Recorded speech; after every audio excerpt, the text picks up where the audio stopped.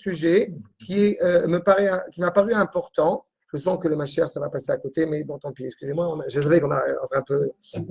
Mais je vous ai préparé un article très important du Rav Harlap dans un ouvrage qui s'appelle Mei Marom. Je rappelle, le Rav Harlap est un élève du Rav Kook.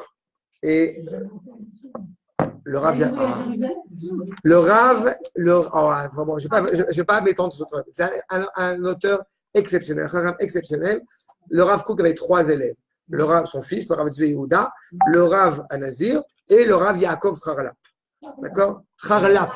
Chachmel Itaï Pauline. Semble-t-il, ce sont les initiales de son nom.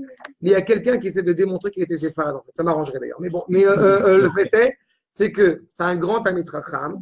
Quand on lui a dit pourquoi tu vas voir ce Rav de Yafo, il y a tellement de grands Talmid Chachamim. Effectivement, il y a des grands Talmid Chachamim, mais il n'y a pas comme le Rav Kook. Ça, c'est le Rav Harlap. Il a écrit sur plein de choses. C'est une série de livres qui s'appelle Tout Mei Marom. Et il a écrit sur le Chumash, il a écrit sur Shmoné Prakim, sur les 8 chapitres, il a écrit sur plein de choses. Et en l'occurrence, il y a un ouvrage qui est sorti il n'y a pas longtemps, qui est sorti cette année. On a retrouvé des écrits du Rav Harlap, Baruch Hashem, donc un nouvel ouvrage que j'ai reçu pour mon anniversaire, donc j'en profite pour l'étudier. Il y a des élèves qui vont faire ça. En tous les cas, c'est l'occasion de réfléchir justement, et ça touche notre sujet, puisqu'on est à la veille de Purim, sur le sens de la droiture de cette joie. On va essayer de voir ensemble, au bout du compte, qu'est-ce que la joie authentique de Purim. Aussi simple que ça. D'accord? Et voilà ce que justement Amalek et Aman a essayé de détruire. Voilà en 2 mots. Il était roche chez Shiva de Merkaz Harav quand le Rav Kook est décédé. C'est quelqu'un de très important. Et il a une langue qui n'est pas évidente, mais plus on l'apprécie et plus on sait la lire, plus on kiffe. Donc, voilà. Donc, ou les élèves simcha. Donc, dans les Teilim, on a un verset qui nous dit justement ceux qui ont un cœur droit, au bout du compte, eh bien, ils peuvent réellement être heureux, réellement être joyeux. Asimcha, vous l'avez, c'est bon? Asimcha reouya, la vraie joie, celle qui est digne, idavka, amitlavet inyeshrat le alev. Celui qui a un cœur droit, justement, il est réellement digne d'être heureux. Il est réellement digne, et sa joie sera une joie sincère. Une anecdote très courte. J'étais Shabbat Zachor à la Yeshiva. Et les garçons de la Yeshiva, ils ont fait des sketchs. Il y avait 3 garçons. Ils ont joué le rôle de plusieurs types de gens qui enseignent la Torah. Et en fait, ce qui ne convient pas vraiment à la Yeshiva, à l'esprit de la Yeshiva. Et il y en avait un qui a joué le rôle d'un professeur universitaire, qui est aussi rabbin peut-être, mais qui est d'abord professeur universitaire. Et donc, qui explique évidemment que j'ai eu mal au ventre tellement j'ai rigolé. Et qui explique que la Torah, bon, c'est un peu une invention, mais bon, quand même, on l'accepte, parce que de toute façon, il y a plusieurs auteurs, vraiment le côté très universitaire, très académique. Le deuxième, il était très chassid, très Breslev, etc. Et tout est métaphore et tout est allégorie. Et le premier, entre parenthèses, il se tourne vers le Rav à un moment donné. Il lui dit, parce que le Rav était là, qui était aussi mort de rire, et qui lui dit, docteur Zini, vous êtes Rav aussi, je crois, n'est-ce pas? Et le second qui dit l'Amalek dans son cœur, parce que le plus important, c'est l'Amalek qu'on a dans le cœur. Et à un moment donné, il a eu le cran de le faire. Il prend la main, donnons-nous la main, il prend la main du Rav, donnons-nous la main, fermons les yeux et prions, chantons pour enlever l'Amalek qu'on a dans le cœur. C'est genre le truc que le Rav Zini ne supporte pas. Et voilà. Mais c'était exceptionnel. Pourquoi c'était exceptionnel? Parce qu'il n'y avait pas un seul mot qui n'était pas à sa place. Parce qu'il y avait un humour qui était d'une pureté exceptionnelle, et c'est un vrai humour. Et on profite et on rigole, et une intégrité. Ah non, Shabbat Zachor, c'est spécial. Shabbat Zachor, c'est spécial. Mais c'était une vraie rigolade qui était saine. Bon, c'est ça au bout du compte. La vraie joie, c'est ça. Celui qui va boire à Purim et que Chas Shalom, il n'a pas dans sa bouche des paroles de Torah, au mieux qu'il ne boive pas. Celui qui, au bout du compte, va avoir des actes problématiques, c'est qu'il n'a pas compris, au bout du compte, le sens profond de Purim. Je vous fais part de ça parce que aujourd'hui, ça va encore une fois, comme tous les ans, malheureusement, ça me contrarie, ça m'attriste terriblement. On se promène dans les rues. Quand je suis revenu à la maison et on voit les rues, il y avait les déguisements en journée de Pourim, je suis scandalisé. C'est exactement l'inverse de l'esprit de Pourim. On a été. On n'a pas vu les costumes. Ça commence Ah, je vous l'envoie hier. Je vais vous les envoyer. Mais c'est absolument. C'est exactement. C'est une joie, malheureusement, qui n'est pas vraiment une joie. Alors, c'est pour ça qu'il nous dit. Arshav, voilà, ilo ta'afer leolelut. La joie dont nous sommes parlé, ce n'est pas. Comment on peut dire leolelut en français là? Ce n'est pas la dépravation, mais c'est Mardi Gras, c'est le carnaval de Rio. On a perdu tout sens. Ce n'est pas la joie. Veit tishaer beta'arata. Elle va rester clairement pure, élevée. Plus on est pur, plus on est droit dans son cœur, plus cette joie se révèle avec noblesse. Et c'est quoi justement cette droiture du cœur, nous dit le Rav Harlap? Irat Hashem. On a une crainte, mais une crainte révérentielle, pas peur. Non. Une crainte révérentielle envers le Créateur. Comme disent les Chachamim, Lema zemechir be yad kesil. Velev ein. Encore une fois, celui qui n'est pas animé par la Torah, au bout du compte, il n'a pas de cœur. Il a un cœur de pierre. Donc sa joie, elle est très problématique. Oh, il a aimé son aime chez Talmidei Rachamim. Comment est-ce que je sais si ma joie, elle est pure, elle est sincère? Quand justement j'ai de l'amour pour la Torah. Sous-entendu, j'ai de l'amour pour les Talmidei Rachamim. Celui qui a de la haine pour les Talmidei Rachamim, chez Oskin, Batorah, ve'en la mirat shamayim. On peut même trouver dans le traité de Yoma des gens qui, a priori, connaissent la Torah, l'étudient, mais au bout du compte, haïssent la Torah. Comment c'est possible?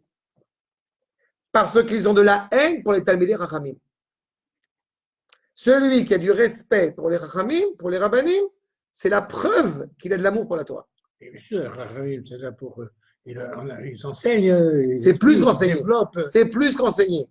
Il y a des choses qui ne passent pas, je l'avais déjà expliqué. Des choses qui ne passent pas par l'apprentissage textuel. Ce fameux Shabbat Zachor où j'étais, qu'est-ce qui se passe chez mon fils? Mais c'est genre un automatisme. On est à Haïfa, il y a les garçons qui accompagnent le Rosh Hashiva à la maison. Mon fils, il ne bouge pas, il est juste à côté du Rav. Parce qu'encore une fois, il y a cet amour de la Torah. C'est le plus fondamental. La droiture du cœur, elle est là. Arshav, Shaira Irak Balev, justement. B, et c'est là je reprends. Chez Oskin Batora, ve'en le mirat shamayim. Pourtant, ils connaissent la Torah, ils l'étudient. Oui, mais ils n'ont pas de crainte révérentielle envers Akadosh Baruch Hu. Comment est-ce que je sais? Peut-être qu'encore une fois, une personne n'aura pas forcément une connaissance, une érudition exceptionnelle en Torah. Mais comment est-ce que je sais si vraiment elle est aimée par Akadosh Baruch Hu? Parce qu'elle aime Akadosh Baruch Hu, parce qu'elle aime la Torah, parce qu'elle aime les Chachamim. Je dis souvent, j'ai une clé USB de Bar-Ilan, comme on dit, de Bar-Ilan, que si vous voulez quelqu'un qui connaisse bien la Torah, voilà, je vous amène la clé, elle connaît la Torah 100 fois mieux que moi. Il y a 15 milliards de livres dans cette petite clé-là. Bon, peut-être un peu moins. Ouais, c'est bien. Elle a 555 milliards de... Mais il n'empêche que vous ne pouvez pas étudier avec une petite clé USB. Un robot, exactement. Non, mais il faut deux, la clé et moi.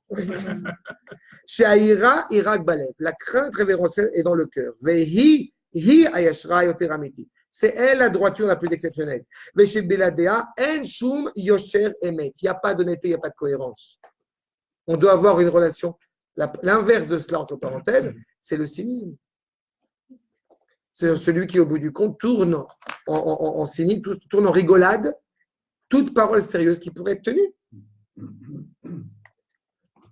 Inyan Adavar. Aevdel yench ben Shabbat la régalim. Il y a une nuance fondamentale entre Shabbat et les fêtes. Shabbat, oneg, veregalim, simcha. Shabbat, c'est justement oneg, un plaisir, et regalim, c'est une simcha, c'est la sérénité. V'yesh baiser, maché ein baiser. Et il y a là-bas ce qu'il n'y a pas là-bas. V'yesh baiser, maché ein baiser. Beshabbat. Mitoreret aora aeliona. Le Shabbat se révèle, la lumière supérieure, à Midgalet qui se révèle, veyoredet et la klal, ve la prat. La joie exceptionnelle, justement, de Shabbat. la luminosité exceptionnelle de Shabbat, eh bien, elle part du collectif, elle se révèle au niveau de l'individu. Je m'explique.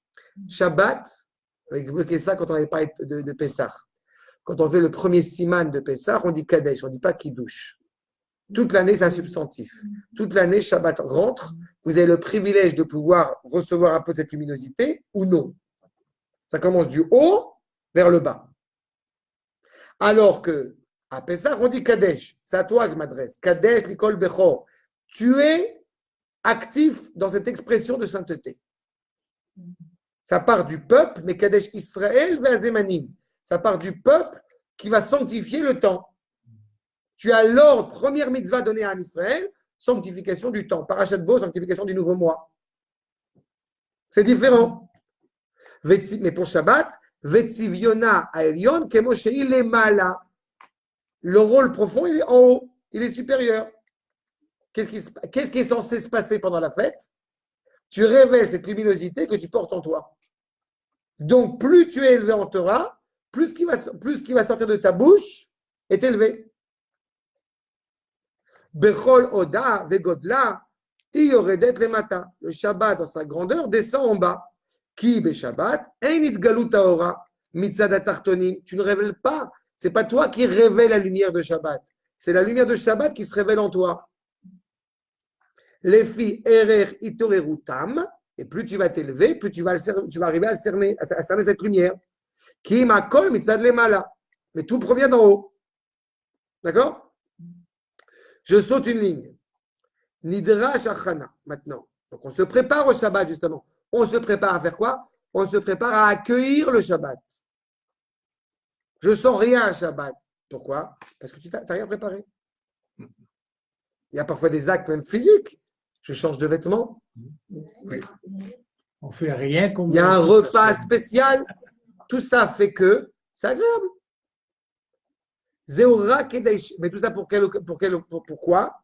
Zéora Kedesh Aora, que cette lumière supérieure, Timatsa Bechol Makom la noire. Il y a une flamme de lumière.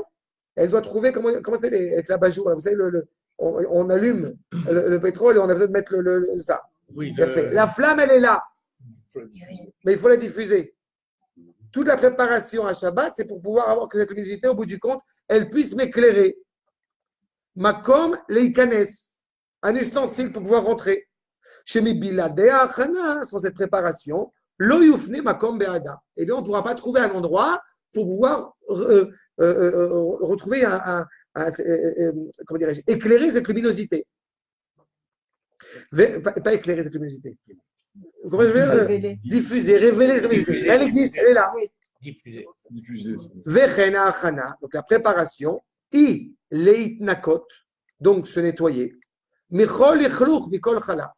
Toute scorie, toute tâche qui pourrait être là, pour s'en nettoyer, pour qu'à la place de cette scorie, chez une comme achala velichluch, ein aora ichola le shrot shama. Parce que si c'est sale, la lumière, elle ne peut pas se révéler. Tu veux accueillir le Shabbat? Ben, rentre-le dans ta maison. Tu veux la présence d'Akadosh Baruch Hu chez toi? Vakasha. Incroyable, c'est vrai. Mais elle est là. L'accueil. Ça, c'est Shabbat. וכן נדרש התעוררות השבת מעומקה דליבה בכל שם. C'est qu'au bout du compte, chacun, au bout du compte, se prépare à cela. C'est le retour. Maintenant, qu'est-ce qui se passe en ce qui concerne les fêtes? Sauter 3 lignes ou barégalim. Au fait, Eina ora aeliona mitoreret zula talide itorerut asimcha. J'aurais dû faire plus grand. J'ai voulu faire. On ne peut pas dire. Ah, bon, je vous traduis. On a le plaisir de t'écouter. Dans les fêtes, la lumière supérieure ne se révèle pas si ce n'est par le réveil de la joie. Tu veux, au bout du compte, réellement voir la lumière de la fête, sois joyeux. Il n'y a pas de plus grand drame que de rentrer dans la soukha en colère. On a tout loupé. On a une mitzvah au jour de fête d'être joyeux, de boire du vin et de manger de la viande. Exactement. Ishekoi she'aliyada, par cette joie, Yeda meorerim et taora eliona. C'est cette joie qui va révéler la lumière supérieure. Comme j'ai dit, Mekadesh Israël va zemanim. Tu es totalement heureux en jour de fête, ça va révéler cette lumière. Donc l'objectif, c'est révéler la lumière par toi. Tu es capable d'être le réceptacle pour pouvoir diffuser. Oui, mais justement, Shabbat, tu travailles pour être le réceptacle. Parce que la lumière, elle vient d'en haut.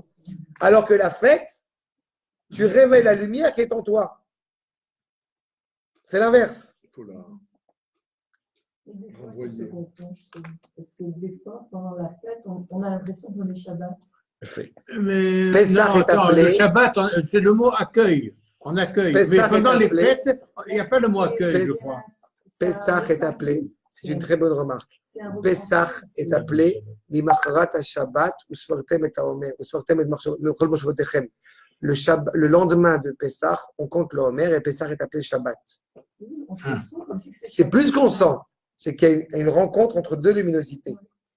Mais sur le fond, par rapport à Shabbat au sens où on l'emploie, alors ça a un sens un peu différent. Il est clair que ça prend une dimension de Shabbat. Yom Kippour, Shabbat, Shabbaton.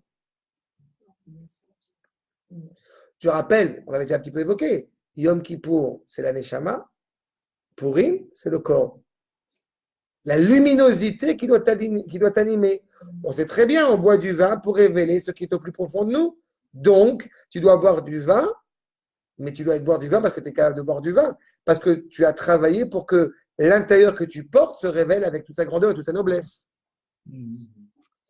Les filles erech tatartona, plus tu vas te réveiller en bas, bera ma'ala yesh beze, il y a une grande valeur parce que la lumière qui va venir au bout du compte, les filles ashikul ou les filles amida, cette lumière elle va venir en fonction de ce que tu as créé, de ce que tu as construit en bas. Mashenken, aora shel Shabbat, abba mizrame elyonuta, la lumière de Shabbat, elle vient par un flux supérieur, d'en haut, Yachol liot shelo titzmad vekaasher ba, ken telech. Ce qui fait que la lumière de Shabbat, elle vient à Shabbat, si tu t'es préparé pour essayer de l'accueillir, et elle s'en va après Shabbat.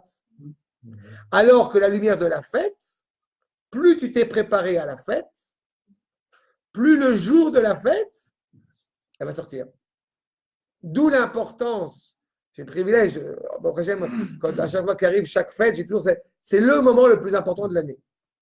Et je cherche à savoir qu'est-ce que cette fête, au bout du compte, va révéler. Quelle luminosité on va révéler à l'intérieur de nous. Il y a des garçons comme ça, ils rigolent de moi un peu à la yeshiva, parce qu'arrive la fête de Rosh Hashanah, voilà, ça c'est la fête la plus importante de l'année. Arrive Purim, la fête la plus importante de l'année. Bon, la vérité, il y a une fête qui est vraiment la plus importante de l'année, c'est Pessah.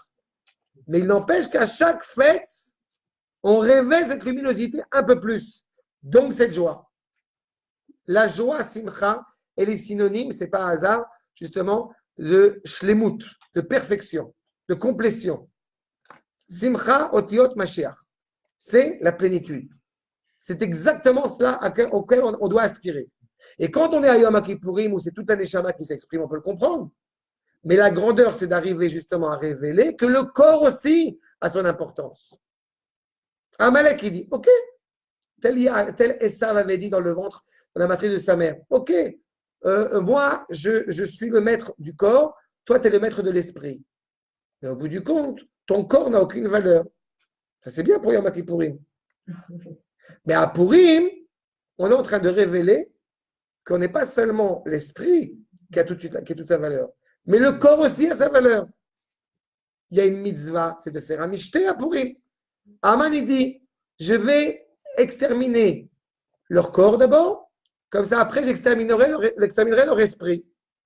Et nous on répond, j'ai un esprit très fort, donc mon corps aussi va être fort. Mon corps aussi va révéler justement le lien qui me relie à Kadosh Baruch Hu. C'est clair? Regardez.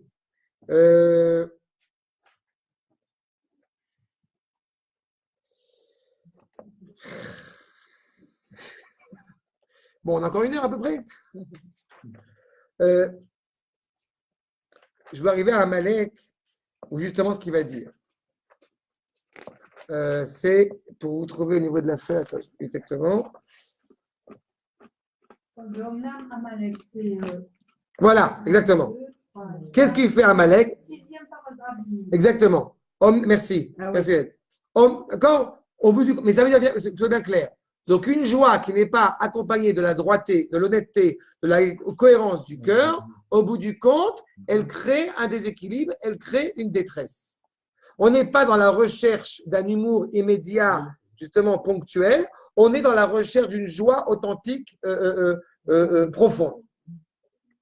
Étant donné qu'on n'est pas heureux, alors on va se chercher des moments de bonheur. Mais celui qui est profondément animé par justement l'honnêteté de son cœur, alors obligatoirement, il y a des moments privilégiés qui élèvent encore plus son être. Que fait Amalek? Omnam Amalek, Shaddad mitanu, Ayeshrat Alev. Il a brisé, essayé de briser, il a fait un hold-up, comme on dit, l'honnêteté du cœur. Ze Ishbit Veifria Kol Simcha. Il va mettre fin à toute forme de joie. Pourquoi j'ai dit justement le cynisme? Il n'y a pas plus cynique. Il n'est pas plus cynique. Amalek, il est appelé Letz. C'est-à-dire, en français, en hébreu aujourd'hui, on le clown. Et c'est plus profond que ça. Le clown, c'est gentil. Letz, c'est celui qui rigole de tout ce que tu lui dis. C'est un dérangement. Tu lui fais part de ta joie. Bon, mais ça va. C'est moqueur. Pas enfin, laisse c'est- qui nous fait rigoler. C'est plus que ça. C'est moqueur méchant. C'est plus, exactement. Oui. C'est plus que ça. Ça a dérangé. C'est Mishet Sochek al Kol Machat Mesaperet. Ou Loeg Kol Machat Osa. C'est celui qui, quand tu vois faire une mitzvah, ouais, mais bon, c'est pas vraiment important. Il te dénigre. il dénigre. Oui, Dénigre c'est- la réalité. Oui, Voilà. mais. D'accord? Donc, Négatif. qu'est-ce que fait Amalek? Il essaie de casser cela. Et c'est ça le let's. Et c'est ça, au bout du compte, qui fait qu'il essaye de faire tomber chaque joie que tu pourrais avoir. Simcha veipol otanu, letuga ou leolelut ketiv. Pour que tu puisses réellement comprendre que ce que tu fais, au bout du compte, c'est pas vrai. C'est pas juste. Eh bien, je vais te laisser comprendre que tout ce que tu fais est subjectif. Exemple très concret. Un juif se rapproche de la Torah. Très bien. Et il est animé. Il est ému par ce lien qui le relie à la Torah. Va venir quelqu'un, mais je n'ai pas compris. Tu es en train de me dire qu'une fois par semaine, tu passes 2 heures, 3 heures à étudier la Torah? Mais enfin, tu es un homme moderne, tu es un homme ouvert. Qu'est-ce qui t'a pris? C'est devenu ça. C'est ça. Il est en train, encore une fois, de souiller ce qui t'anime profondément. Asher Asalecha Amalek, rappelle, entre parenthèses, je rappelle le Esh Kodesh, quand il dit justement Kercha Baderech, Amalek qui apparaît sur le chemin. Le Esh Kodesh, c'est quoi Kercha? Ça vient de Kar. Il refroidit ton engouement à l'égard de la Torah. C'est ça. Il casse le moral. Asher Asalecha Amalek Baderech Betzetrem Mitzrayim. Vous sortez, c'est la Géoula. Oui, mais en fait, ce n'est pas vraiment la Géoula. Lo amar Asher Ratza La'asot Lecha. Ce n'est pas qu'il voulait te faire. Kim Asher Asa. Il a fait, il a agi. Quand tu as essayé de couper la Simcha à la Gdusha, ça y est, il a gagné. D'accord? C'est casser cette volonté. C'est casser, ouais, je rappelle que quand dans la Torah on parle de Haratson, ce n'est pas un désir bas. C'est la volonté de la Kashgourou que tu portes en toi. Vous avez la suite.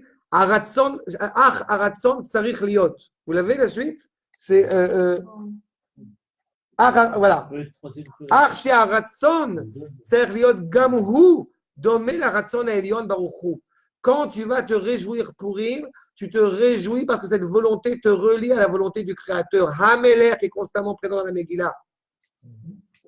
Toute ta parole qui sort de ta bouche, c'est un amour à l'égard du Créateur, qui est une préfiguration de Pessah. Keshem Sharatzon Elion Enenu Chalila Legormei ki im atzedek matiten lo. Cette volonté, justement, n'est pas une volonté. Je désire quelque chose qui sera en contradiction avec Akadosh Baruch Hu. Non. Asur la ratzon shelanu. Il est interdit que notre volonté, she'eno tele shum megama zulat ach verak lemalot retzono kirtzonenu. Retzono kirtzono. Itbarach shemo.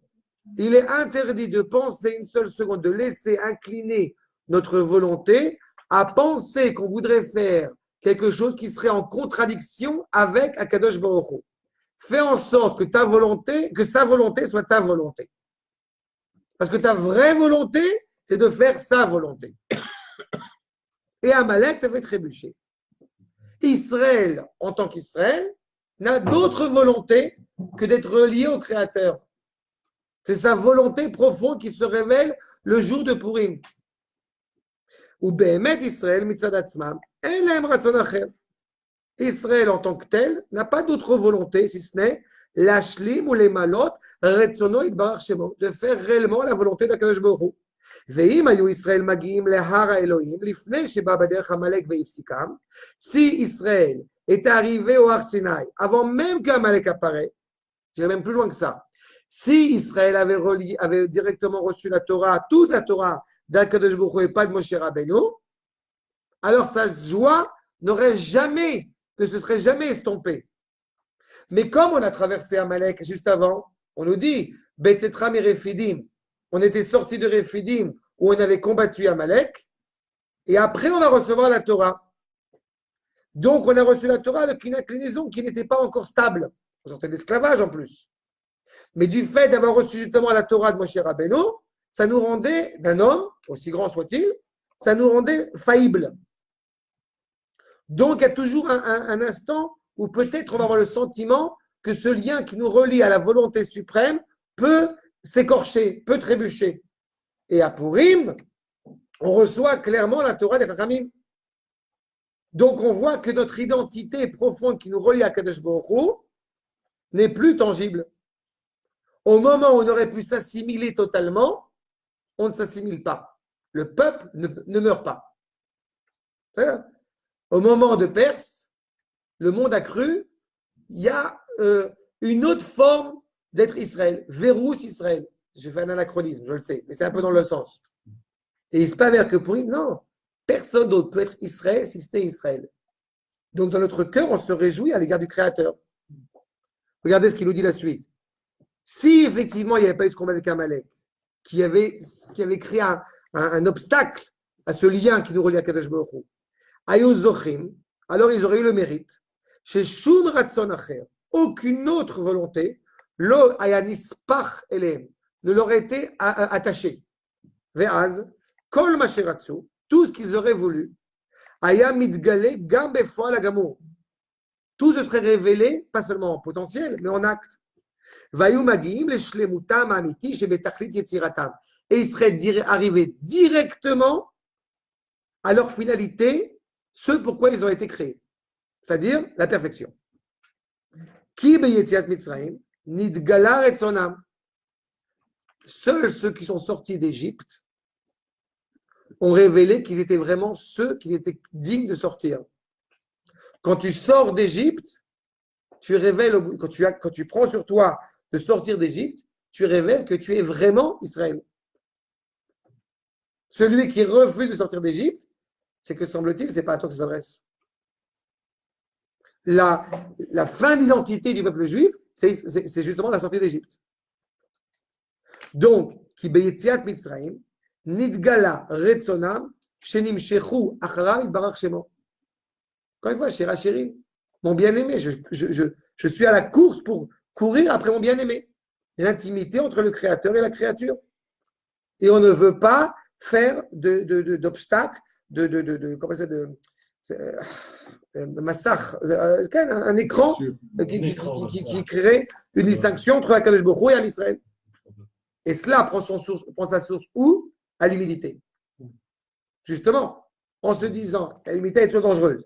Regardez ce qu'il nous dit quelques lignes plus loin, qu'al yedé it kashrut, en ayant ce lien, ve it damut, et ressembler, it damut shelanu, la Elion Baruch Hu, on ressemble à Akadosh Baruch Hu par rapport à ce qu'on fait et par rapport à ce qu'on porte en nous. Iné, reshit konim bekirbenu, anava agdola mikulan, l'humilité la plus exceptionnelle de tous. L'idbatel bifna chokhma eliona. Je vous rappelle les nations, on leur propose la Torah, qu'est-ce qu'elles disent? Il y a quoi dedans? Le roi vient de parler, tu commences à faire des négociations? L'âme Israël dit, le roi me parle, quelle question? Je ne sais pas si je vais comprendre ce qu'il y a dedans. C'est le roi qui me parle. Le roi prend la peine de venir me parler à moi en personne. Mais quelle question? Ça, c'est l'humilité. Qu'on porte à Israël en soi. On prend cela, pas pour nous affaiblir, mais au contraire, on prend cette force, poursuit le Rav, le crime est à Oz, les Chaven, Davka et la Ila à Eliona, pour nous encourager à être encore meilleurs que ce que nous avons l'impression d'être.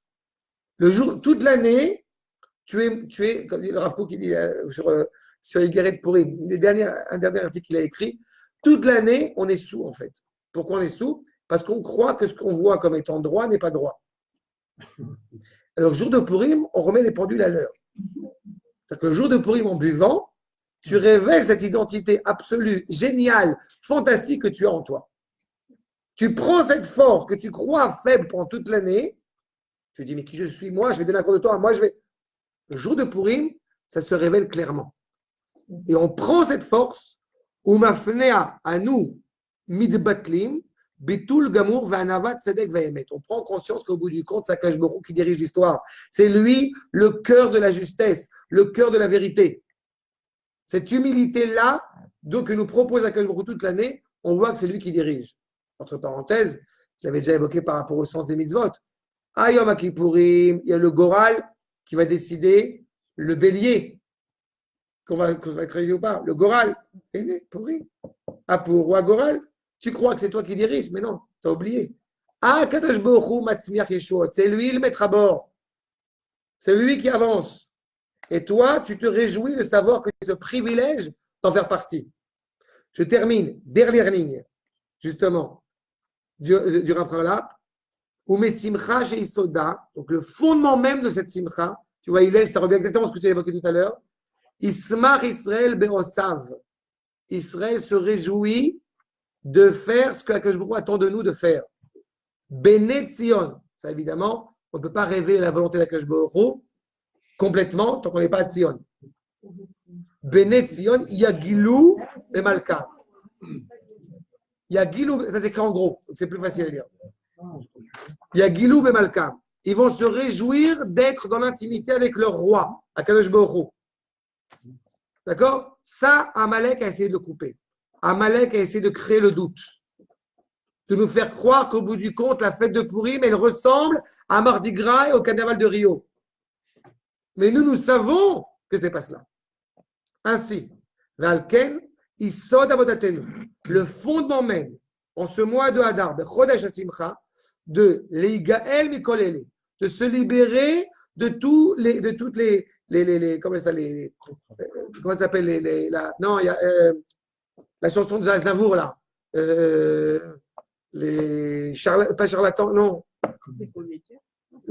comment ça s'appelle Ah oui.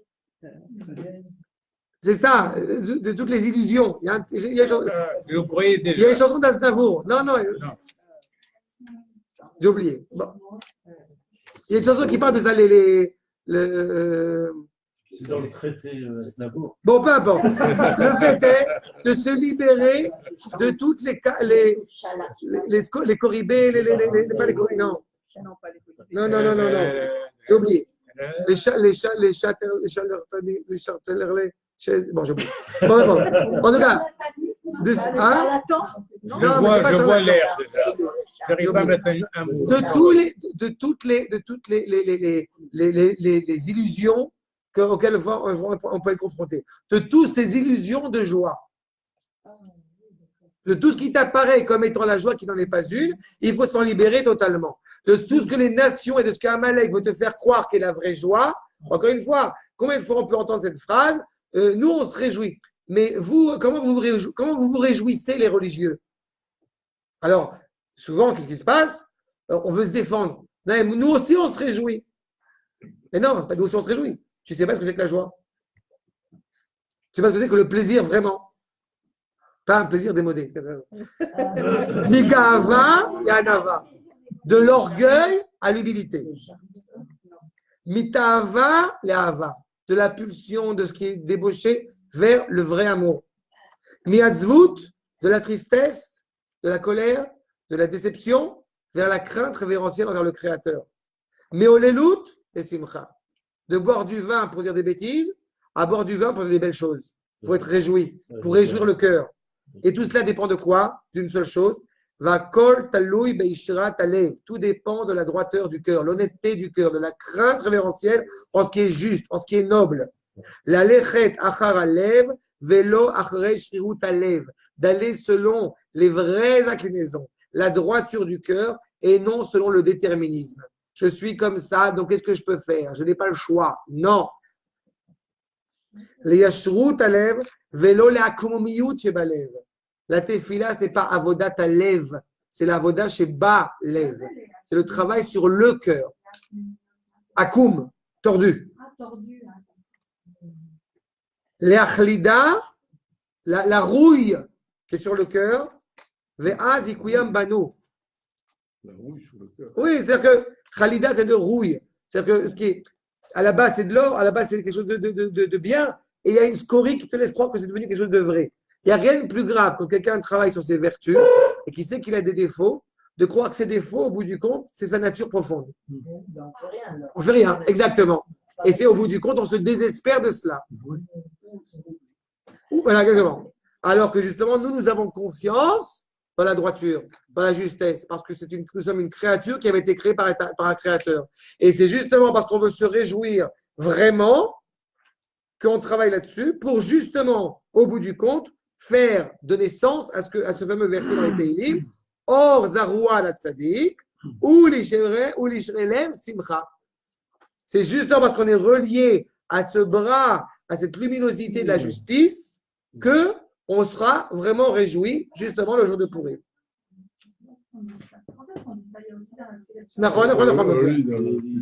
C'est clair? Tov. Et bien sur ce, je vous dis Pourim Sameach Bezrat Hashem. C'est pas mes emmerdes d'Aznavour. Et Tzom Mo'il pour demain, Bezrat Hashem. C'est pas mes emmerdes. Non. Et on se revoit Bezrat Hashem la semaine prochaine.